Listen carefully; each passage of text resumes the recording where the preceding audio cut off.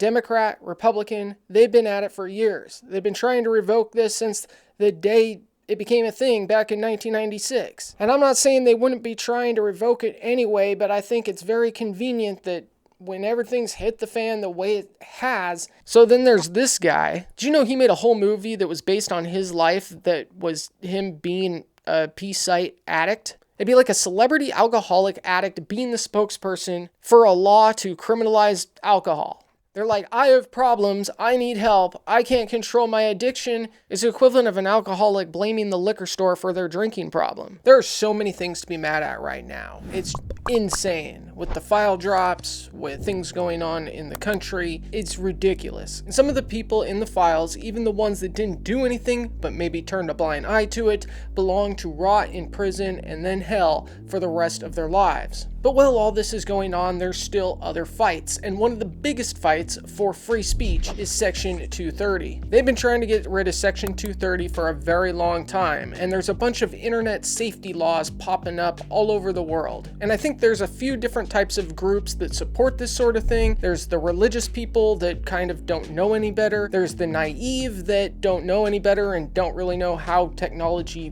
works. And then there's the main group who just really want that control back from before internet times. They want to be able to control free speech and stop people from spreading things like it spreads now. I do understand some of the people that don't understand it and are supporting these sorts of actions. Some of these people. Because there is a problem with online safety and online misinformation. But I don't think censorship is the issue. The way it's been implemented in other countries in particular is only bad for the small guys. I get the urge, trust me, watch my other videos. I understand these tech companies, they are way too powerful, they are way too big, they stomp on kind of all of our rights when given the chance, especially if that means they make more money. Section 230 is part of the US Communication Law from 1996. At its core, it says one simple thing. No provider or user of an interactive computer service is treated as a publisher or speaker of information provided by someone else. This means when you comment on Reddit or YouTube or whatever, it's looked at differently than if you were writing an article for the New York Times. It's a big long history, and I suggest you go watch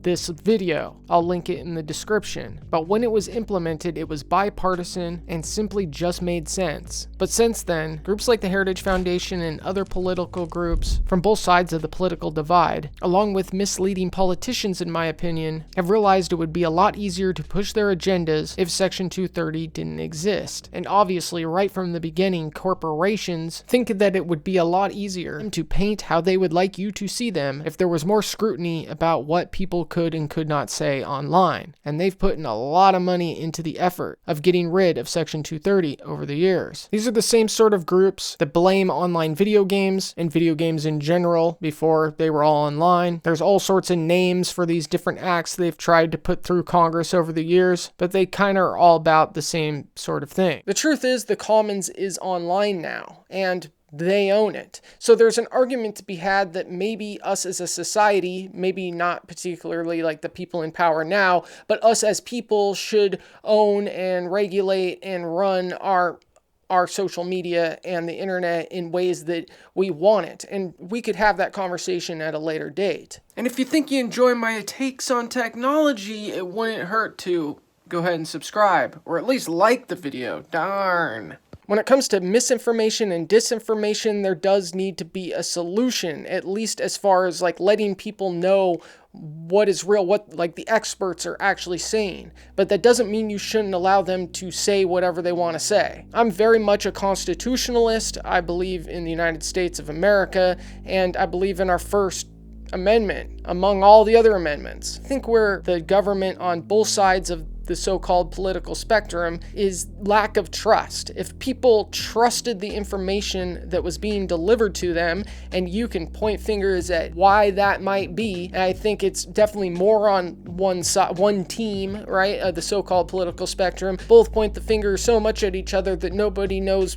what to believe, and it's only gotten worse since. And now there's AI slop and more propaganda than ever, and corporations behind talking heads on the internet as well, like your favorite influencers probably paid by some entity that you don't know they're paid by. And it goes all the way down to the bottom. If we had better schools, if we could trust the system more, if we believed our scientists. And you see, the same thing goes for free speech. Again, these tech companies, they have too much power.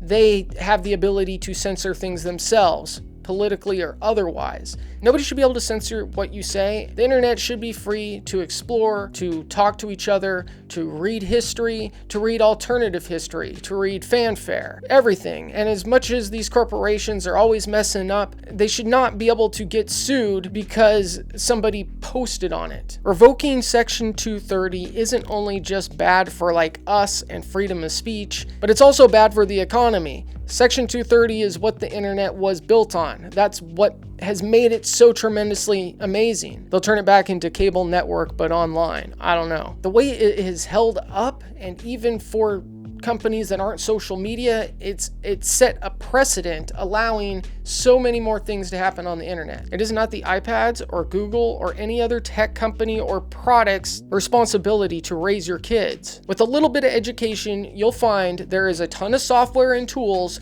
that you can block all those sites and watch and regulate what they do online, including the open internet. And these tools have been around for a very long time. And in the last 10 years or whatever, these softwares have gotten way easier to use, and it's like not that hard. You can't have people just suing Wikipedia because Wikipedia posted something based on fact that someone might not like. I stand by that I would rather have freedom than safety in all manners.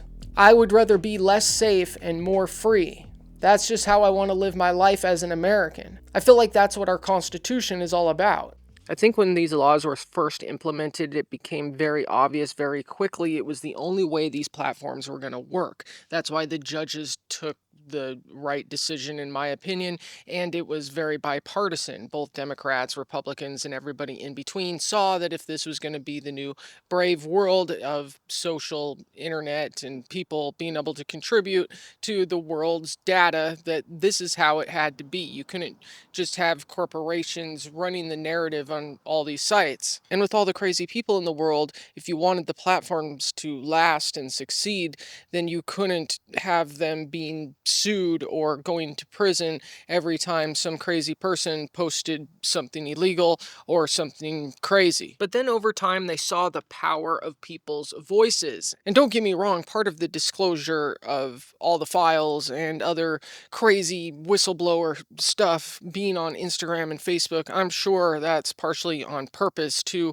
make us numb to the world, to see what they can get away with, to see what we will accept, and so on and so forth. But also the trash that looks a lot like a human being from a distance with all the money saw all the power of it and thought, we really like that power. We want to use that power. We have so much of that power because they have the data centers and they're building way more, but they don't necessarily want everyone to have that power. I mean, even I've fantasized if I could go back, 10 years and have the level of AI that is available now, or half the technology. If I had just the speed of the internet now, have fiber connection, which I recently got, so I'm very aware how much better fiber is than DSL. If I had that power and no one else did, that would give me a tremendous advantage in the power of information that they want and could achieve by getting rid of Section 230 is the same information power that many of these corporations already had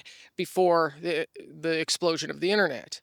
I mean, imagine how much more docile we would all be if the narratives on the internet were the same everywhere else. You went to Reddit and every single person, like, that was the only information available.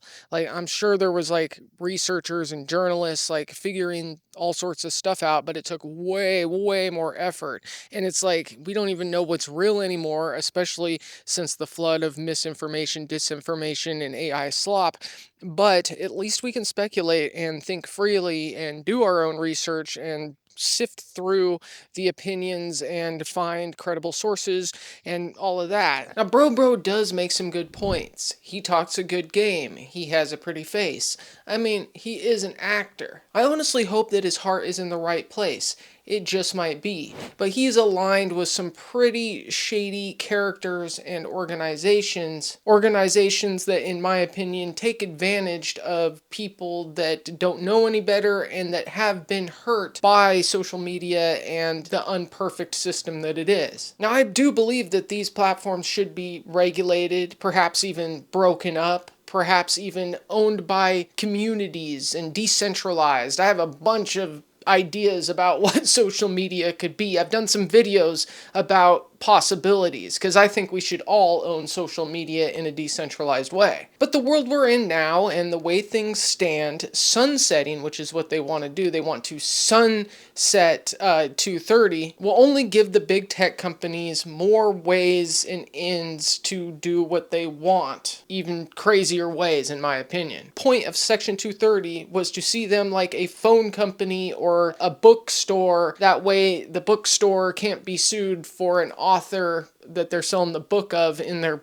bookstore. Do you really think these social media companies will keep allowing us to post if they're going to get sued from something that we say or somebody that sees something that we say? And especially with AI slop, I mean, why wouldn't they just start making the content themselves? Would maybe Meta and Facebook just become sort of like Netflix, but they've already trained on all of us. No matter if you've made videos or not, if you've posted on the internet ever, social media, all of it has been trained in some AI algorithm. And if the platforms could get sued, in theory, they could just provide, it can be more of a passive thing than an interactive thing, is my thought. So bro, you're either naive, stupid, paid off opposition, or maybe just naive opposition. I'm not really sure which. I really don't want to think that you're actively hostile.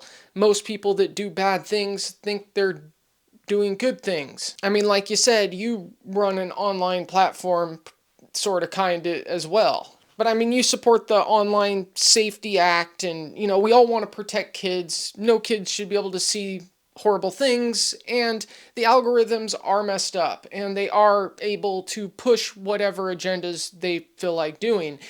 But look, from my point of view, I was against censorship when it was people I completely disagreed with, and I'm against censorship now, and I will be against censorship in the future. In a free and fair country, we should be able to say what we want to say, and that includes online.